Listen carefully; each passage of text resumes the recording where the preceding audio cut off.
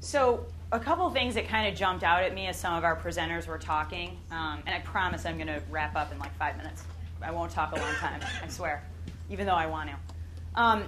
Tom talked early on in his presentation about customization and personalization, and this is another one of those things that's just constantly been on my mind. I think that people are getting really into this sort of on-demand culture. You know, I want what I want when I want it, and I want it to be my way. And I think that that's really kind of the next thing. Everybody's always saying, well, okay, you know, Twitter is the big thing now. What's the next thing? I don't think it's necessarily one, you know, publisher or one content provider. I don't know who the next Google is, you know, standing here today.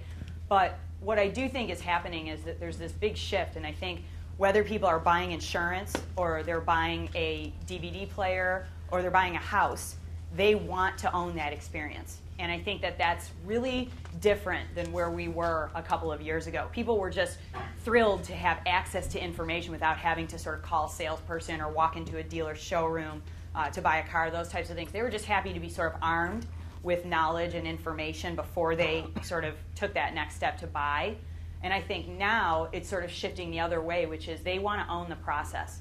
And consumers want to be sort of in charge of their own destiny. They don't want to be sold. They don't want to be marketed to. They want to be on that peer-to-peer level. And I think the web allows us to customize that experience to, you know, to such amazing proportions. And so that's something that I'm just really excited about. I think a lot of really good content management systems are thinking this way as well.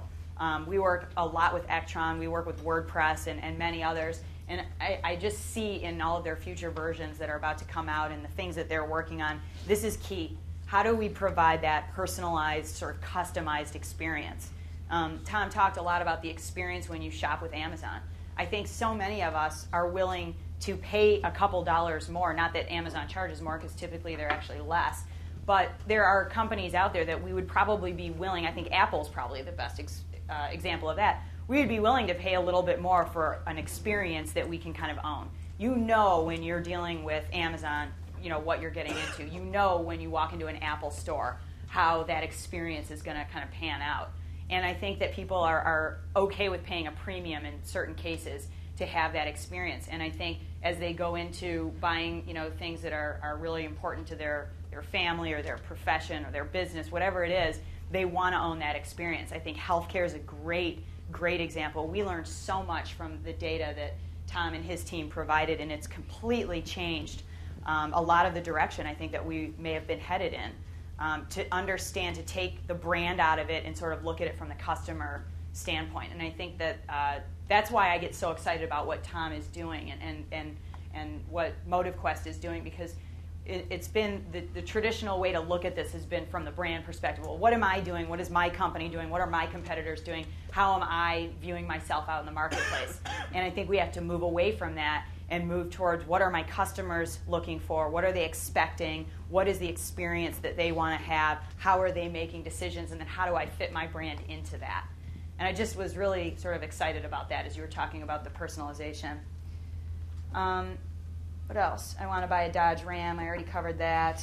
That is it for us. Thank you so much for taking the time out of your busy days and busy schedules to be here today. I definitely want to thank one more time the Marcel Media team.